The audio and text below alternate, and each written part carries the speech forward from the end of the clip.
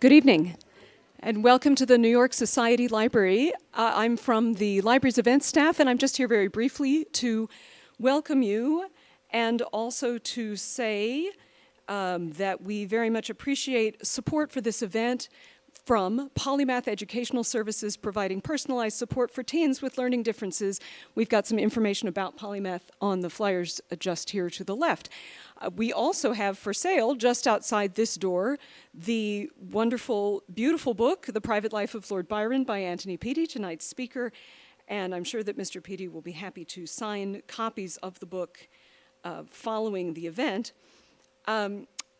I am largely just going to hand the lectern over to him, but I will just mention that The Private Life of Lord Byron was published in the UK a bit ago, but is just recently new in the US, so grab your copy from our friends at the Corner Bookstore while you can. The Guardian in the UK called it "The received image of Byron as a rakish bon vivant is decisively reframed in a biography exploring his personal foibles," along with other words of high praise for the book. So I will now hand the lectern to Antony Peattie. Thank you.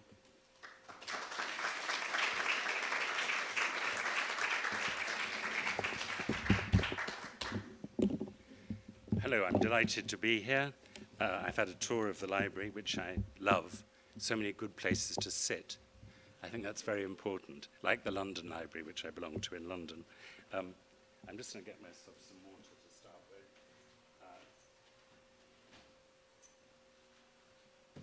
So we begin with this wonderful drawing of Byron from August 1818, and he was fat at this point.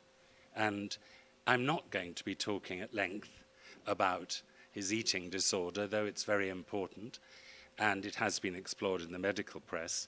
We're looking at Byron and Napoleon.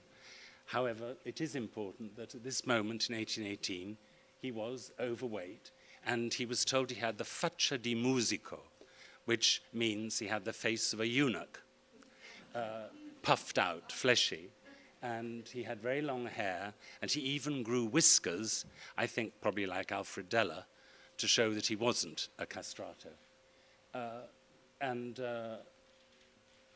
It's a moment where his life changed again, and he set off shortly afterwards for an adventure in Greece. I'm going to be talking about Byron and Napoleon. It's really Byron's Napoleon. I'm not an expert on Byron, and it really doesn't concern us a lot, the reality of Napoleon. It's a one-way street. Napoleon is said to have had a volume of Byron's verse in his library, but then who didn't? And we don't have anything in Napoleon's words about Byron, and we have an awful lot of Byron on Napoleon. So let me start by putting my timer on so I don't go on too long. And we start here. Byron was 15 and at school, and he had to defend his bust of Napoleon against the rascally time servers. And the time servers were his fellow pupils who were reacting to an appalling threat of invasion. Napoleon had amassed 200,000 troops at Boulogne, and it was his big project was to invade Britain. He had conquered Italy. He was notorious as a commander, as a strategist, as a leader. And now he wanted to take over Britain. There had been a peace which had lasted a very little time, and then he's here threatening the world. I shall be the king of the universe. And he's diminished in size because it's the British view of Napoleon. And it's not, of course, in any way representative of Napoleon. But we have to ask, why was Byron defending his bust of the country's enemy?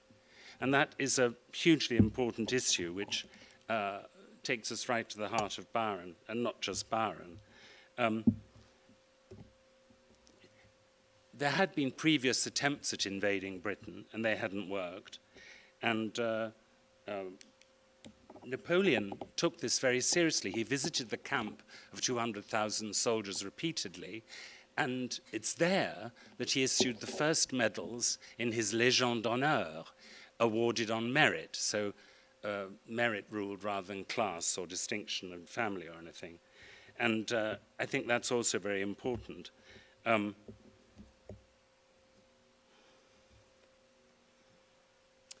We come to the background for understanding Byron's closeness to Napoleon, and that is his childhood in London and Aberdeen. His father is on the left, here seen with his lover, his later wife, the Marchioness of Carmarthen, because Byron's father was a notorious rake, debauchee, libertine, the most notorious libertine of the day. People said his amours were so many they couldn't be numbered. However, he was, I think he was probably in love with the Marchioness of Carmarthen, but he broke up a noble marriage. She was an extremely noble woman in her own right, baroness, and there were 3 children under the age of 5 that she abandoned to go and live with Captain Byron. And she was tried for adultery and divorced, and they married at St. George's, Hanover Square, and went to live in Paris. She had 3 children, which suggests that he wasn't just conquering her, and only one survived, Augusta, who was Byron's half-sister, because the Marchioness of Carmarthen, by then Lady Byron, died the day after giving birth. And the Augusta was then adopted by the family and passed around amongst relatives in England. I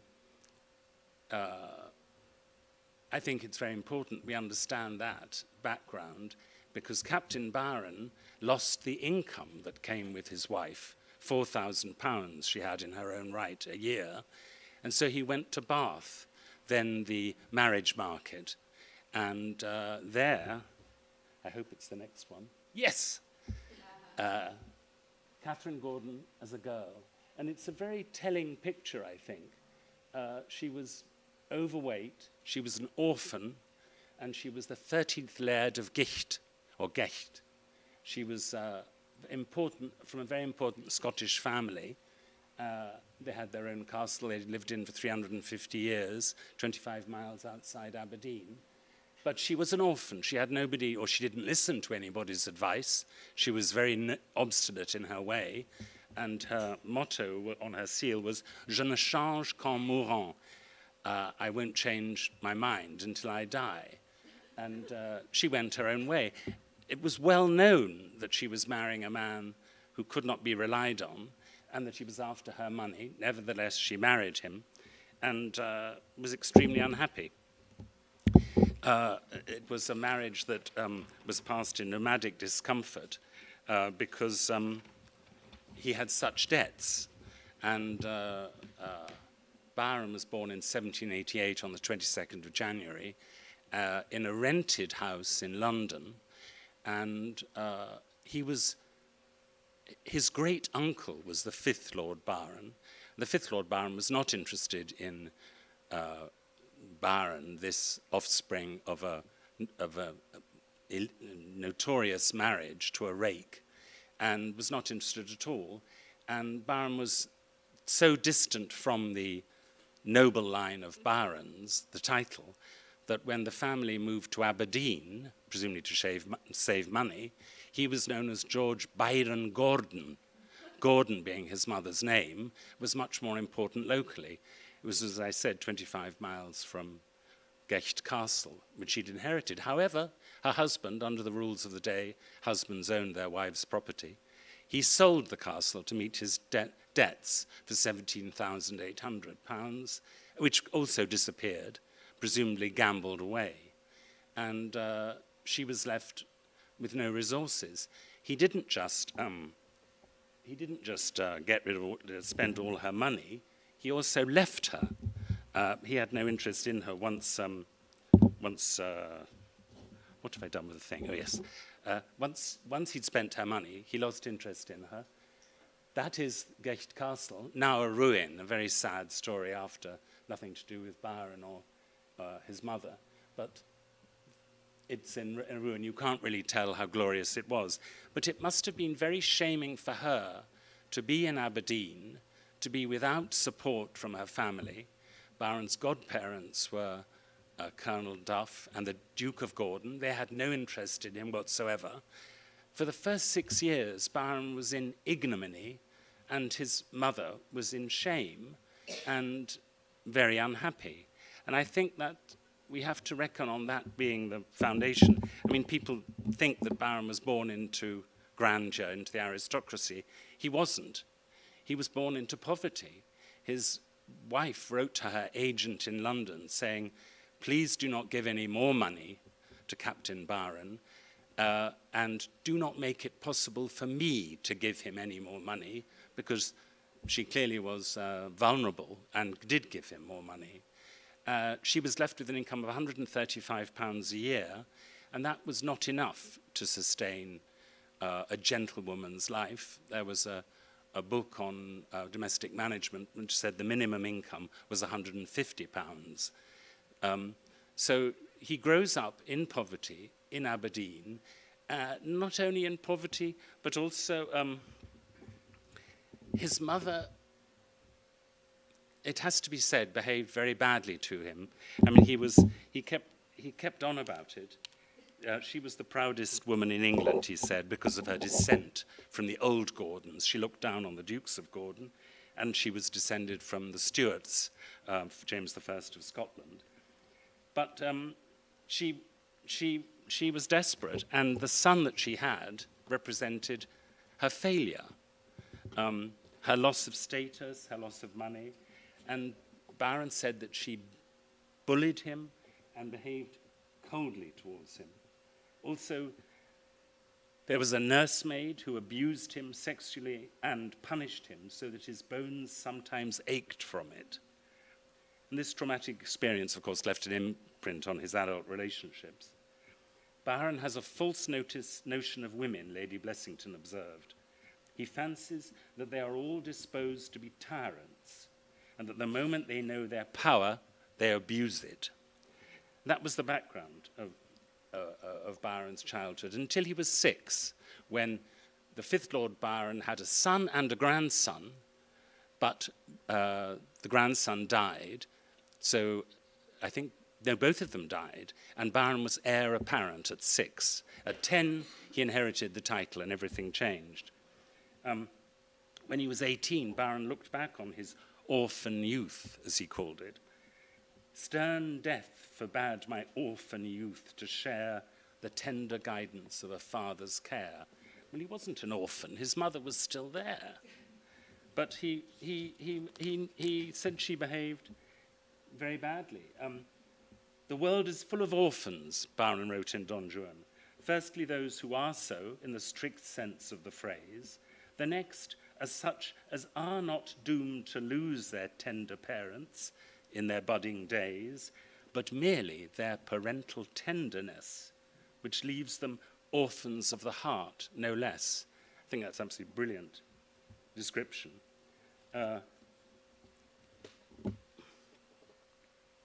Horrible pictures. These are the reality, because Byron was born with a right leg which did not go fully down to the ground. And on the left, 2 leather boots that he wore under his trousers, the first on the right when he was 11 and the second when he was 18. He wore them under his trousers. In those days, it was the transition from breeches to trousers, pioneered by Beau Brummel.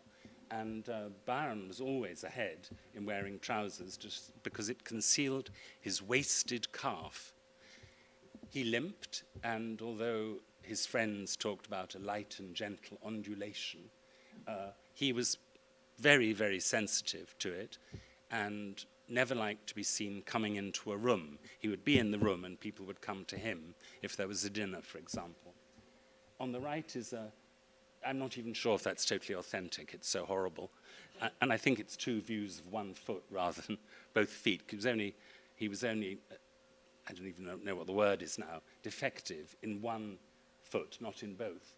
But it's particularly horrible. Let's move over. This is from The Deformed Transformed, his late play. And it's always been taken to be a representation of his experience. I could have borne it all, he made Arnold, the hero, is a hunchback. I could have borne it all had not my mother spurned me from her. Mary Shelley concluded no action of Lord Byron's life, scarce a line he has written, but was influenced by his personal defect. And she wrote that on the flyleaf of her copy of The Deformed Transformed. It opens with a scene between mother and son that seems to epitomize Byron's experience. Out, hunchback. I was born so, mother. Out. Absolutely appalling. There's more to this. It gets worse, because Byron was born into the shadow of Aberdonian Calvinism. He once said he was cudgelled to church until he was 10. A very vivid description, that, cudgelled to church. But there was somebody that he liked, a very decent, clever little clergyman named Ross. But Calvinism emphasized the conflict between man's flesh, predestined to damnation, and the spirit, his only hope of salvation. And that was what Byron grew up in. His nursemaid and his mother both attended the church and made him go. And it's possible also, as Paul Barton in a book on Byron and religion has said, that a birth defect was believed in the late 18th century in Scotland to signify that a child was in some way cursed or blighted by God. So it wasn't enough that he just walked badly. It was also that he was cursed by God. Body viewed, warred with soul. I think we have to take that as the fundament of Byron's psyche, this split between body and soul. And we'll hear it again and again in various forms and in various permutations. But that is what he felt. It determined his heroic ideal, certainly Napoleon, and had a huge impact on his relationships with women. On the left, a silhouette of Byron, and Byron was much loved, 1807, and engraving after John Kay's portrait of Byron, Byron the archer. Sport was very important, but only certain sports. I mean, if he ran in the Eton-Harrow match, he had somebody run for him. That was perfectly conventional. Archery was good because it was a stationary sport. He stood still, and you can see the right foot is sort of fiddled around with. We can't see it very well. I think that's emphasizing his disability. And the other sport that he practiced, boxing, was not done moving like we do now. It was considered bad form. You stood and you took your punishment and displayed the quality of bottom in your resilience. Byron said he had long arms, so he did quite well and could be very angry, and he did put people out. Captain Jack, here we go. Mrs. Byron, the mother, at the age of 42. The artist Thomas Stewardson reported that she insisted on some 40 sittings to satisfy her anxiety to have a particular turn in her elbow exhibited in the most pleasing light. I'm sorry it's such a dark picture, but the elbow glows, doesn't it? Captain Jack died, and he left his sister £400 in his will. He did not even mention his wife, and he left his son to pay for the funeral and so on. Throughout his childhood, Byron heard how terrible his father had been. She rakes up the ashes of my father, Byron complained to his half-sister Augusta in November 1804, abuses him and says I shall be a true Byron, which is the worst epithet she can invent. His mother assured her son that the name of Byron was his worst punishment. Whenever the boy misbehaved, his mother blamed it on the bad Byron blood in his veins. She used to say, you're a little dog, you're a Byron all over, you're as bad as your father. Inevitably, Byron, of course, started to worship his father. You would, wouldn't you? And his father, absent, not interested in his son. He lived in squalor in France before he died there. But to Byron, he was a hero, partly because he was hated by his mother. And Byron longed to follow his example. And as a soldier, Byron actually served in the American War of Independence. We know that.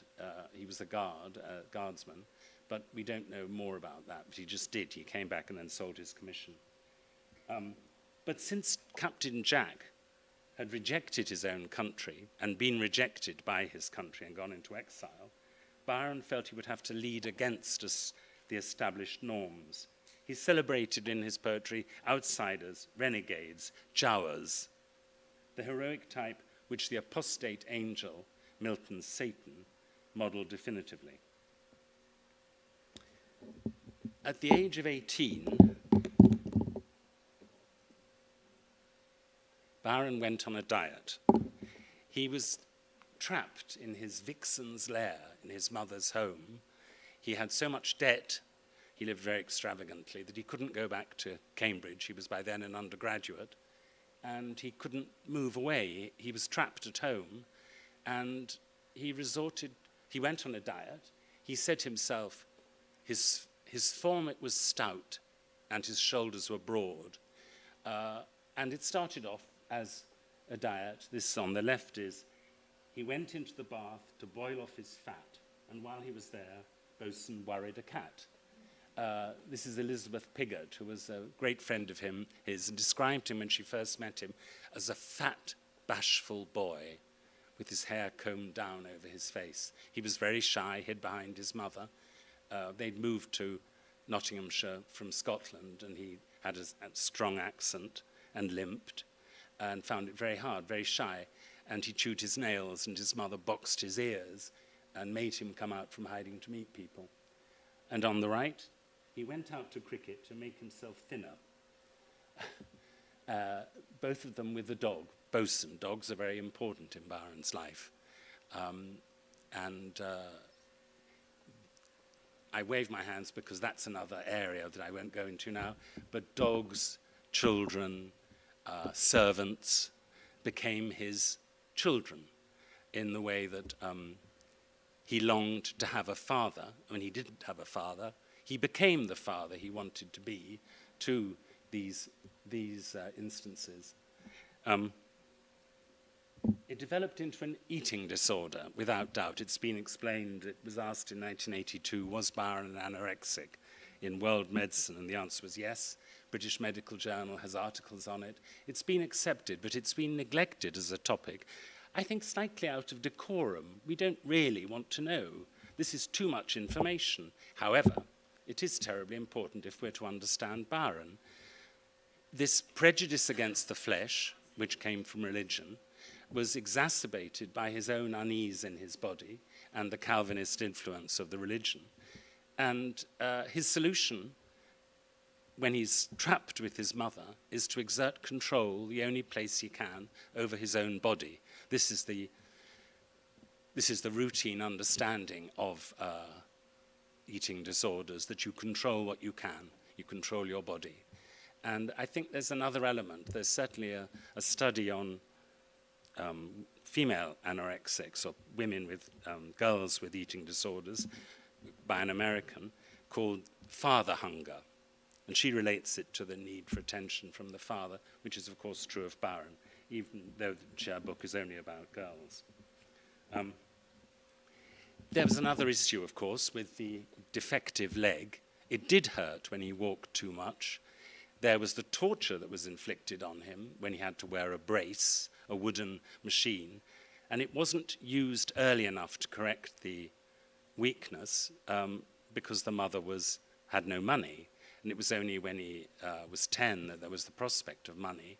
And by then it was a little too late. And these combined to make him very uneasy in his body and ill at ease, and worse than that. And his wife said his deformed foot habitually occasioned him bodily unease. And we go from that to Teresa Guiccioli, his mistress in Italy, his desire and resolution to master material man so as to benefit spiritual man. She called it anti-materialism, and that became a principle in Byron's life. To hunger is to overcome the pull of gravity, the French mystic Simone Weil wrote. and to liberate the spirit from the prison of the flesh.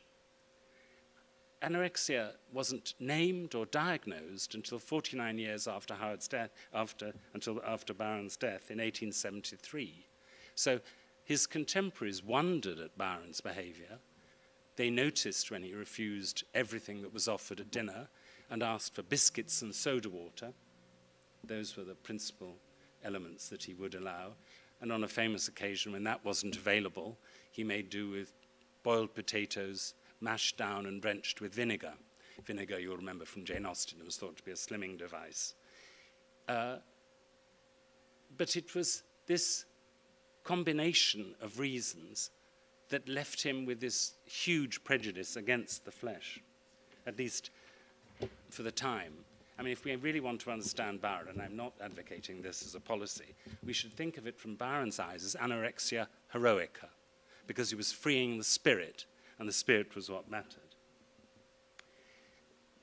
Napoleon failed. If we look ahead to April 1814, the day after he heard that Napoleon had abdicated, Byron wrote in his journal, "I have sparred for exercise, windows open, with Jackson," his boxing coach who taught boxing at Harrow and then taught all society in Bond Street, "an hour daily to attenuate and keep up the ethereal part of me."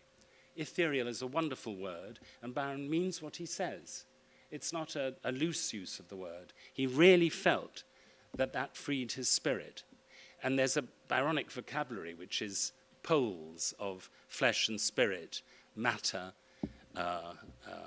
poetry, ashes on one side, heaven on the other. And you can see that in all his poetry. In his life, Byron sought to experience this feeling of ethereal bodilessness. He loved climbing mountains.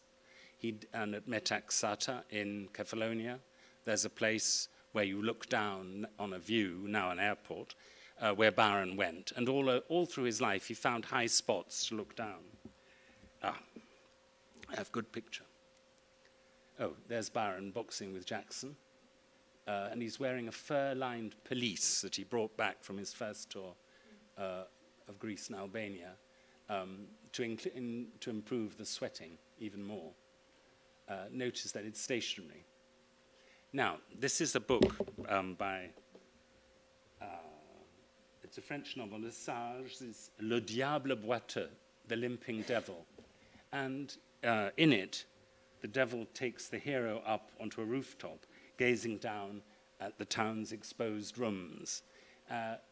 This is the ideal for Byron, to be freed from the flesh. The devil is, of course, not how Byron thought of it at all. He recreated the experience of aerial flight in his own poems, in Loch na Gair, Granter and Medley. "O could Le Sage's demon gift be realized at my desire, this night my trembling form he'd lift and place it on St. Mary's spire." He translated an Armenian poem. He journeys over the top to land to the top of the mountain, and he explored it in Cain, in Childe Harold, and in Don Juan. The act of narrating Don Juan allows Byron to revel in bodilessness, which is why he compares his activity to such triumphs over gravity as floating on a sea of speculation, swimming in the abyss of thought, ballooning and sailing. In Canto 6, the narrator asks his readers to indulge a digression that extends over 10 lines. He explains, "I could not shut it sooner for the soul of me." When Mary Shelley, Shelley's wife, made a fair copy of the manuscript for Byron's publisher, she changed that so it read more conventionally, more correctly, "I could not shut it sooner for the life of me." Byron struck out her correction and reinstated soul, because that's exactly what he meant.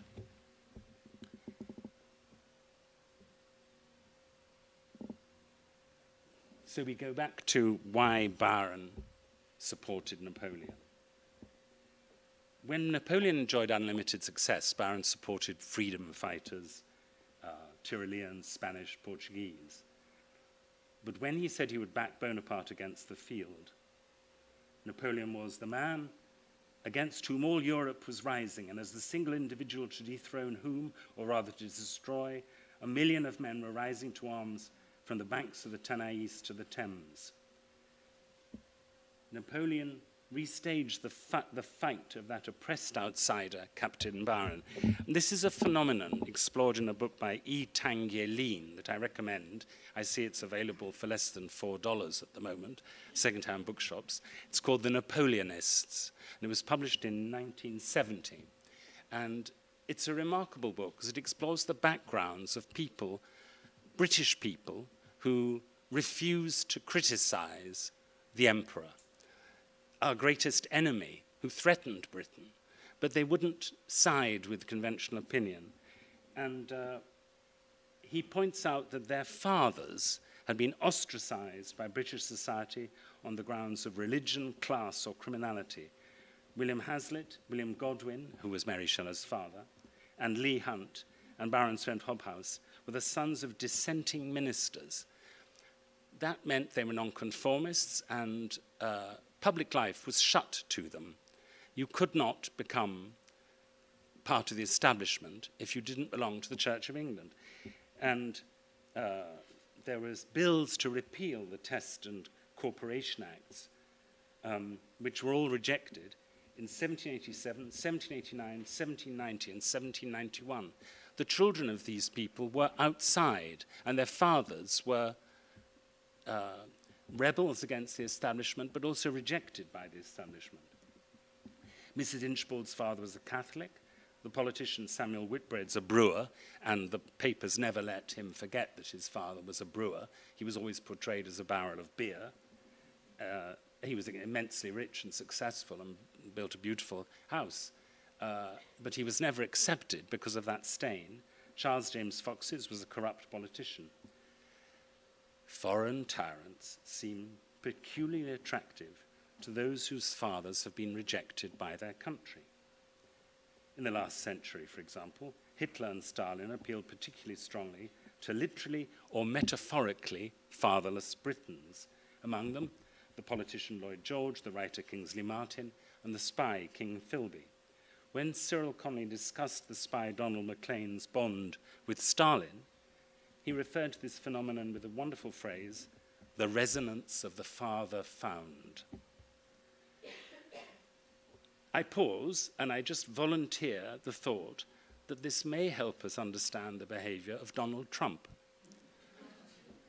If you look at his behavior, he refuses to criticize President Putin.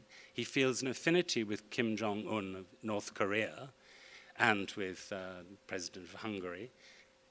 His father was certainly successful financially, but he was also authoritarian, if not tyrannical, and taught that man is the most vicious of all animals and life is a series of battles ending in victory or defeat.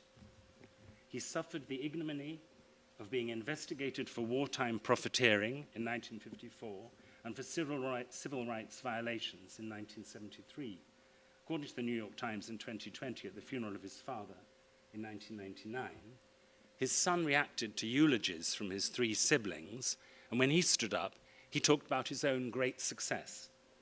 I was having the greatest year of my business career, and I was sitting having breakfast thinking of how well things were going for me.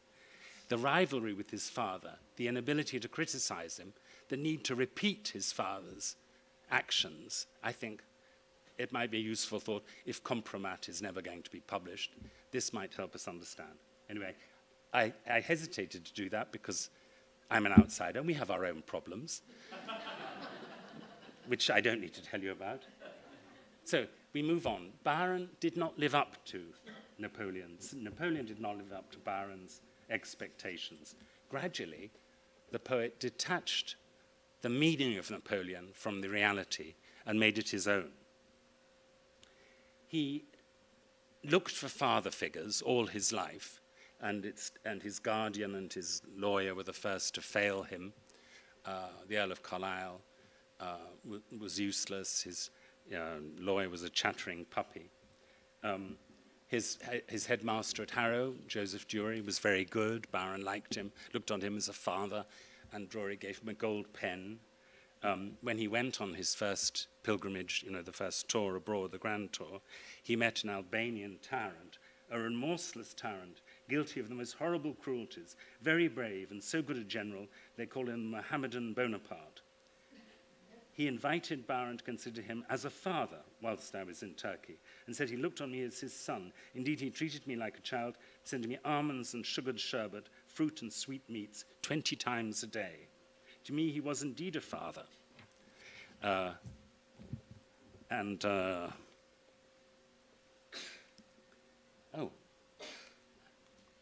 I've gone. Have I gone? No, I haven't gone anywhere. This is Byron living up to his Napoleonic ideal, being inspired by the devil. And at the background, you see a scene from Cain, Byron's notorious drama.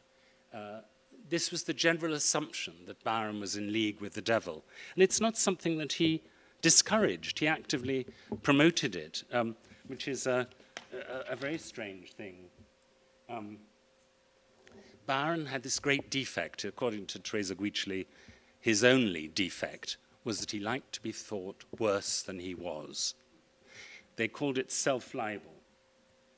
In the epistle to a friend, which Byron dated 11th October 1811, when he was 23 years of old, he portrayed himself as one whose deepening crimes suit with the sablest, aye, the blackest, of the times. His friend Francis Hodgson wrote in the margin, N.B., the poor dear soul meant nothing of this. But it was notorious.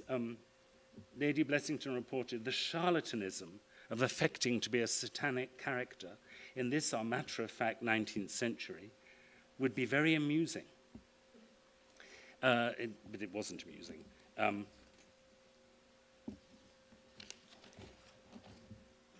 I have been asked by some, Dr. Charles Kennedy wrote, having got to know Byron in Greece in 1822 and 1823, I have been asked by some if his appearance and manner did not convey the idea of a fiend incarnate. On the contrary, the physician wrote carefully, his appearance and manner gave the idea of a kind-hearted, benevolent, and feeling man with an amiable and pleasing countenance. That Lord of the Faithless, he has his foot on the book of Revelations, and the devil is behind him. And you can see his cloven hoof, his defective, actually it's his left foot here, isn't it? But common mistake, but alluding to that. And Byron wasn't against that. He liked being referred to as le diable boiteux. Most persons assume a virtuous character, Colonel Stanhope noticed. Byron's ambition, on the contrary, was to make the world imagine that he was a sort of a Satan. According to Mrs. Opie, Byron's voice was such a voice as the devil tempted Eve with. You feared its fascination the moment you heard it. I think that's very important, that he actually relished that. His heroes become more and more satanic. Milton's Satan is the inspiration. It had been the inspiration for the Gothic villain, but Byron carries it over into his heroes. And in 1813, as Napoleon begins to lose power after the failure in Russia, he finds it hard to raise more recruits. His leadership is in doubt. Byron creates the Corsair, and he does so at a very significant moment. He's living with his sister, with whom he was having an affair, and she was pregnant, probably with their child. It was a very small house, and Byron felt oppressed by the proximity, by motherhood. It happened again and again in his relationships with women. Again, I wave a hand because I'm not going to go into his relationships with women, but it's a fact that repeatedly his anorexia yields to childish delight in food and childish behavior in the hands, in the arms of a loving woman. At a certain point, however, he can't take it anymore, and he reverts to anorexia violently. And here, he didn't just revert to anorexia, biscuits and soda water, but he also wrote The Corsair, this wonderful picture of the pirate leader. It's an absolutely magic poem. He exerts such power over his exhausted followers that as soon as he calls them, they come. He still sways their souls with that commanding art that dazzles, leads, yet chills the vulgar heart. What is that spell that thus their faith can bind? The power of thought, the magic of the mind, linked with success assumed and kept with skill, that molds another's weakness to his will. And how is Conrad the Corsair's power achieved? Not for his lip the purpling cup they fill. That goblet passes him untasted still. And for his fare, the rudest of his crew, with that in turn have passed untasted too. Earth's coarsest bread, the garden's homeliest roots, and scarce the summer luxury of fruits, his short repast in humbleness supply, with all a hermit's board would scarce deny. But while he shuns the grosser joys of sense, his mind seems nourished by that abstinence. Steer to that shore. They sail. Do this. 'Tis done. Now form and follow me. The spoil is won. Thus prompt his actions and his accents and his actions still, and all obey and few inquire his will. To such brief answer and contemptuous eye convey reproof, and further deign reply. The leader achieves his power over his body of men by exerting power over his own body. He who can command himself, he said of the pirate in Don Juan, is good to govern. This is implicit. This is not announced anywhere. He doesn't explain it. But he acts on it, as we'll see. This is Byron in 1813, the year of the Corsair. And of course, he exerted power over representations of himself. He knew what he wanted to see, and he made the portrait painter give it to him. He's wearing a cloak, and he's a fur-lined pelisse again, and a sword, and this sneering accent is tremendous.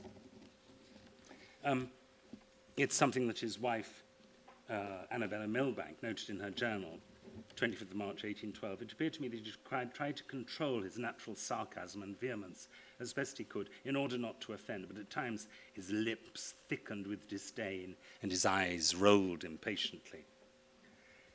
It's this contempt for your followers is very important to Byron, this coldness. Hobhouse, his best friend from Cambridge days, spent 8 months on the continent during the 100 Days when Napoleon escaped from Elba and tried to resume his throne in Paris. Hobhouse returned to London in 1814, February, and told Byron 10,000 anecdotes of Napoleon, all good and all in favour and true of his intellect and courage, but against his bonhomie.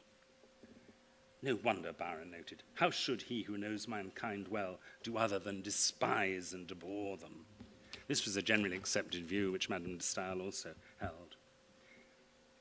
Byron began to pity Napoleon, asking, are these your heroes? This man's spirit seems broken. It is but a bastard devil, so he doesn't even deserve the satanic title. A thorough mind would either rise from the rebound or else go out with harness on its back. January 1814, Byron, I think the Corsair was out, but the first edition, but the second issue, Byron insisted that his publisher, John Murray, reprint a poem that Byron had attempted, that had indeed published in a newspaper, and it had no effect whatsoever, it was anonymous, which was an attack on the Prince Regent, who, when he became Prince Regent, Prince Wales became Prince Regent because his father was ill, he abandoned the principles which had made him oppose his father's conservatism, and he became very conservative and sacrificed all the ideals that he'd had before. And his daughter was seen to weep publicly at his behavior. And it begins, weep, daughter of a royal line, a sire's disgrace, a realm's decay, are happy if each tear of thine could wash a father's fault away. This was published originally 1812, and it had no effect whatsoever, anonymous. But when he republished it in sympathetic address in the second issue of the first edition of the Corsair, and Byron revealed his identity, it caused a scandal, just as he hoped it would.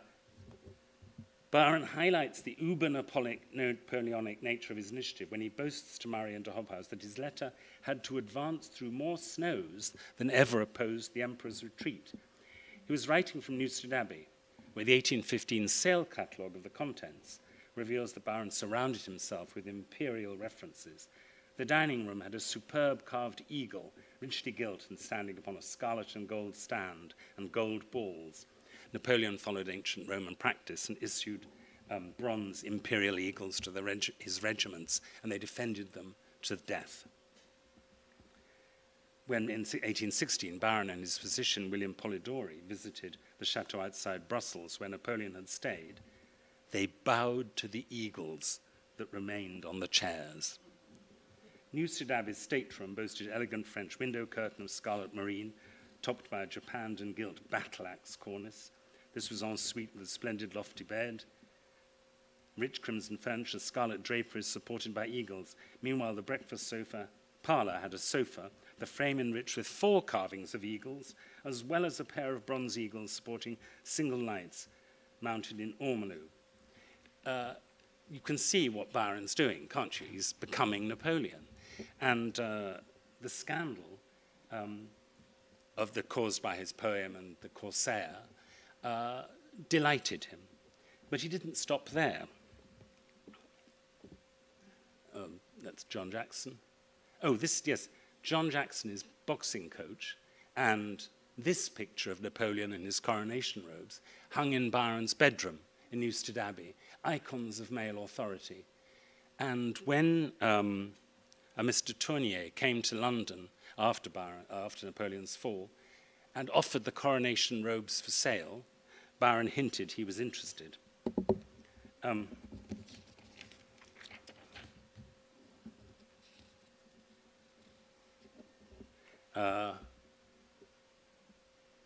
Because this is Byron and his page boy, which he commissioned to give to his mother. He was setting off for a tour of the Highlands and going to the Hebrides, so that's the coastline that he expected.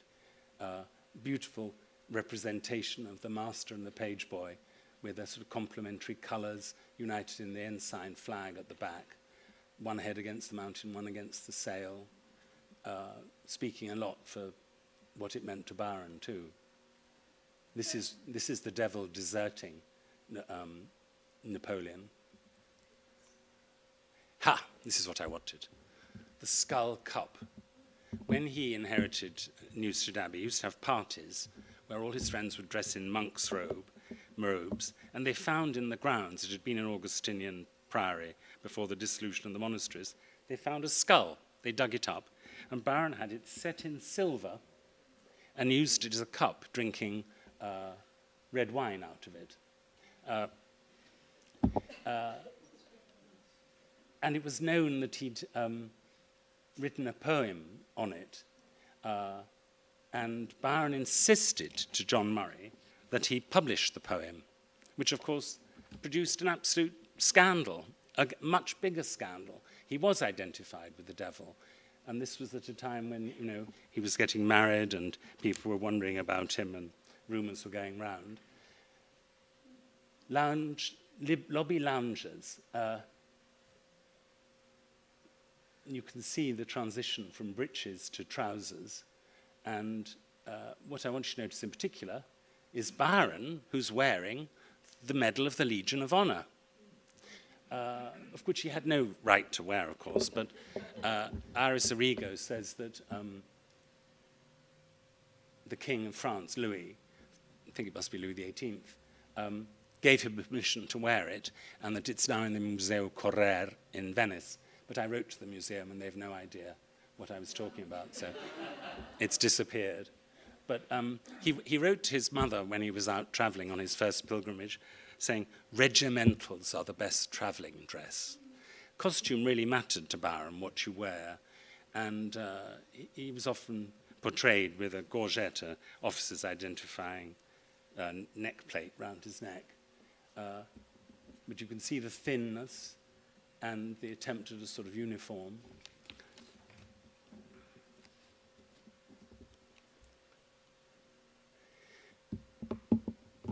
Byron's marriage faltered after just over a year, and he prepared to go into exile following Napoleon's route into exile. After the Battle of Waterloo, Napoleon's carriage was brought to London and shown in the Pantheon where it attracted crowds of people. It was attended by his coachman as well. So it was a great sight to go and see it. And Byron commissioned a copy at the cost of £500, an enormous amount, which he didn't pay for a very long time. And he travelled in that coach on his journey abroad. It was a ludicrous, impractical decision. It kept breaking down. It required 6 horses, but that meant Byron could stop a lot. He went to the site of the Battle of Waterloo. He went to Milan, where there was a triumphal arch that hadn't been finished, and he followed in Napoleon's footsteps, and compares himself in Childe Harold to Napoleon. Scorn of men had helped to brave the shock, but men's thoughts were the steps which paved thy throne. Their admiration thy best weapon shone. So Byron celebrates his own superiority to Napoleon. His fame, his power, does not rest on other people's votes. He didn't live on the money he got from his work. In fact, he thought it was beneath him to accept money until he met Shelley, who had taught him that it's what an author does. And Shelley was very keen to get the money, and Badger, his publisher. Byron always passed the copyrights to other people. Childe Harold celebrates Byron's Napoleonic status, even his superiority to Napoleon. Shelley, another big topic that I'm going to pass over. I once heard a story about Eleanor Roosevelt at a party on the lawn on a very hot day, and she said, wouldn't some ice cream be a good idea? Everybody said yes, and said, we haven't got any. Well, I feel that a bit about all these things I'm not talking about, like the incest, the women, the eating disorder, and now the Shelleys. Of course, the Shelleys are hugely important, but there simply isn't time, and you might want to ask me questions. And as long as they don't require me to give dates, I'm very happy to answer questions. I just don't remember dates. So there's Byron going into exile with a mistress in his arms, and note where her left hand is. She's reaching for the medal of the Legion of Honor that he's wearing even then. And that the Simplon Pass was one of the sites that Byron saw, which had been made by Napoleon, one of the great Grand Projets. This is from Cain. The meeting with Shelley was hugely important. They became very close, too close. Shelley was very aware of his inferiority to Byron in terms of success, I mean. Just he hadn't had the success Byron had. And he compared himself to a worm, Byron to a god. He accepted that being with Byron stifled his creativity. It was disastrous. And Shelley was already obsessed with the idea of the double, meeting yourself. And he passed this to Byron, who became equally obsessed with it. And there's something in their relationship which is of doubles, because Eton, Harrow, Oxford, Cambridge, both vegetarians, more or less, they had a lot in common. And yet, they were so divided, and at the end, bitterly opposed. So I think the Cain, if you read it carefully, is like a portrait of Byron and Shelley. Shelley being Lucifer, the bodiless one. Shelley himself said that, everybody said Shelley was completely immaterial. He'd no idea. He would ask his wife, Mary, have I dined? Byron would never have forgotten if he'd eaten. He knew perfectly well what he ate and didn't eat. He liked asparagus and petit pois in particular. But Shelley could also forget that he was naked and would wander into a dinner naked. Everybody said, oh, there's Shelley. He once said that, as to real flesh and blood, you know that I do not deal in these articles. You might as well go to a gin shop for a leg of mutton as expect anything human or earthly from me. So Shelley incarnated Byron's disembodied ideal. And in Cain, Lucifer is the spirit of Cain's mind. And that was recognized by a review instantly. It's the doubling. And here, Lucifer carries Cain up another aerial flight of the kind that Byron so loved.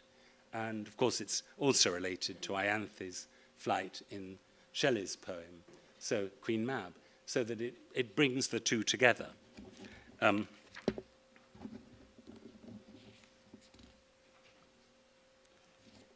And we come to Byron's great endeavour, Don Juan, because Shelley always wanted him to do something big, and this was big.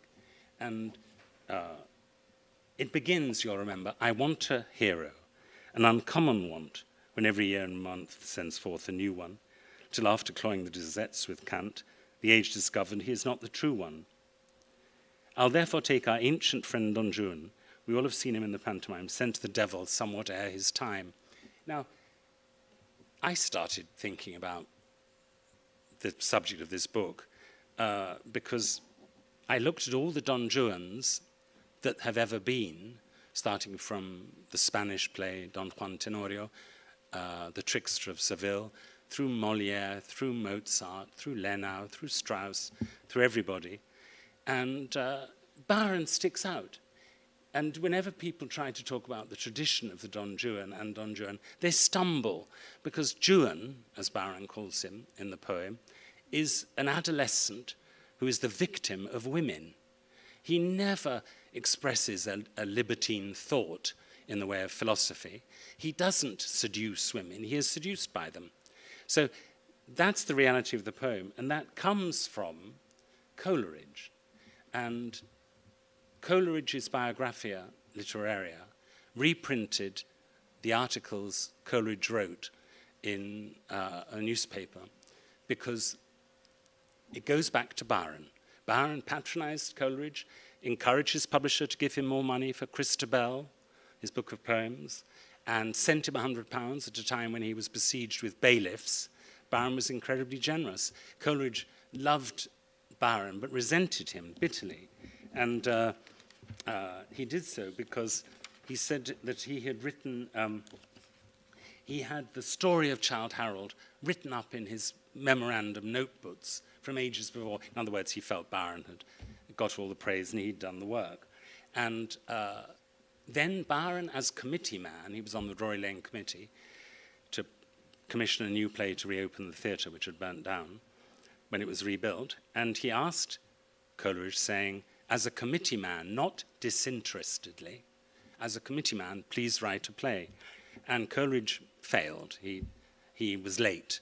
And they put on a play called Bertram, which is a load of rubbish.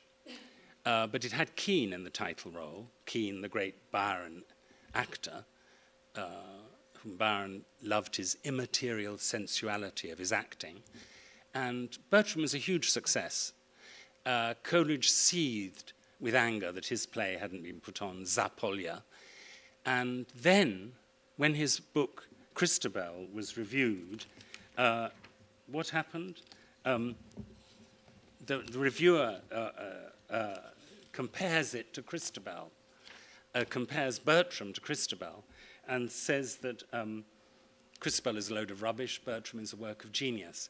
So Coleridge attacks Bertram, tears it to pieces, and says that it's borrowed from Shadwell's The Libertine, or Don John, another Don Juan variant, but of absolutely no interest, 17th century, not interesting. But Coleridge inflates it and makes it sound as though the hero of the Don John, whom he calls Don Juan, is the archetype. And it doesn't bear this at all. But Coleridge invents this satanic, Napoleonic, Byronic figure and compares him to Satan all the time.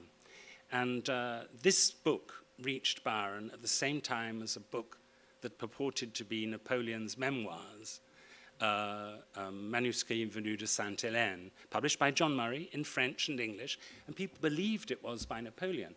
And it's a brilliant piece of writing, attributed to Lulin de Chateauvieux, who was an agronomist.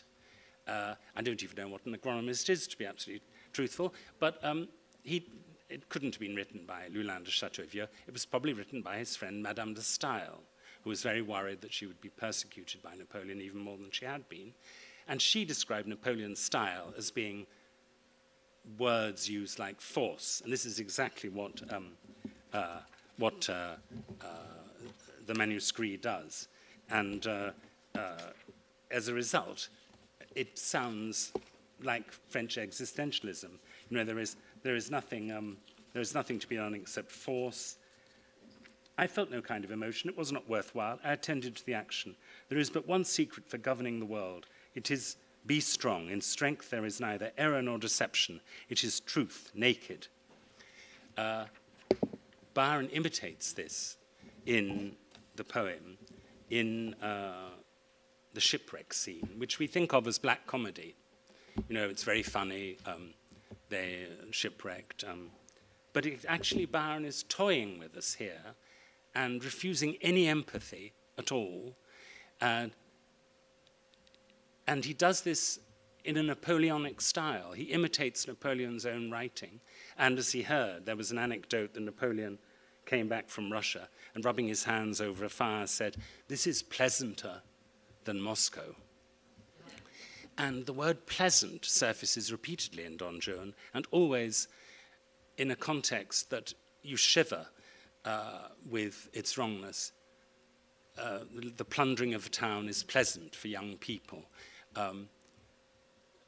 It's struggling to the last in a shipwreck. It is not so pleasant to die in the Gulf of Lions, Lyon. Byron imitates Napoleon's style, and it's a side of Don Juan which we think of it as a comic epic, but it's also Byron's way of enacting the villainous satanic hero. I think I've spoken enough now. I want you to ask questions. It's 9 minutes past, but we began late, so I'm not too bad, am I? So, any questions, please? You've had time to think a question up.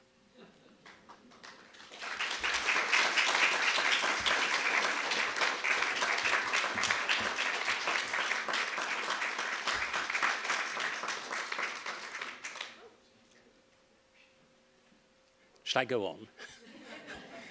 This is a snuff box that Byron's publisher gave the poet with Napoleon, his wife, and his child, the King of Rome.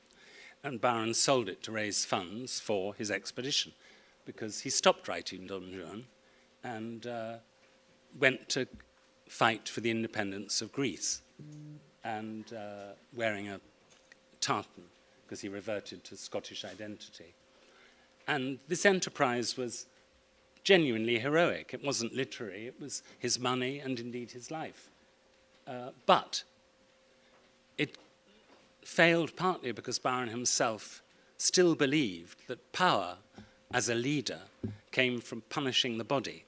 This is Byron portrayed in 1823 when he'd stopped eating. And his mistress used to screw her finger into her cheek, meaning how hollow-cheeked Byron was. And Lady Blessington said it looked as though he bought his clothes ready-made because they hung so loosely about him. He said it made him look young. Of course, that was the illusion that you have with an eating disorder, that he wasn't young at all. That was the helmet that he commissioned. That is the helmet that he commissioned to enact the role of the hero, the leader, because he believed that to lead you had to be seen, and the helmet would mean he would be seen. So this is Byron on his deathbed. William Parry, who's on the left, was his fire master, and this is from his memoirs.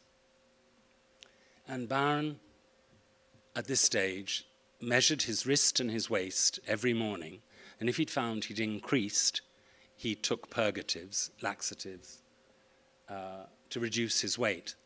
He was also bled. He lost half his body weight in the bleeding. But his vulnerability to infection increased, of course, when he damaged his immune system by starvation. But he believed that he was doing it so that he could lead. And on his deathbed, he had taken a group of Greek tribesmen, Suliotes, as his bodyguard, and he was going to lead them in a charge at Lepanto to relieve a fortress, but it was an illusion. They just wanted money, they wanted to be officers, they weren't interested in following and fighting against walls. And this was a terrible disillusionment. In 17th of February, Byron dictated a notice that had to go out. It is expected that every officer, non-commissioned officer, soldier and civilian, will obey all orders given with promptitude and alacrity. Generale Noel Byron, Colonel of the 1st Regiment of Suliotes and Commander-in-Chief of Western Greece. A desperately sad thing to read. I've longed to see the original, and it was printed in the complete edition of Byron's Letters and Journals, and it says there that it's in the Gennadios Library, Athens, but it's since disappeared. Greece had a terrible crisis. People weren't paid, government servants, and I think this disappeared at that moment. And on his deathbed, Easter Day, 18th of April, 1824, Byron tried to give Fletcher, his valet on the right, messages for his sister and his wife, but a fit of delirium ensued, and he began to talk wildly as if he were mounting a breach in an assault, calling out half in English, half in Italian, "Forwards, forwards, courage, follow my example." To the very end, Byron was trying to lead and inspire those who followed him. He died at 6:15 in the evening of 19th April at the age of 36.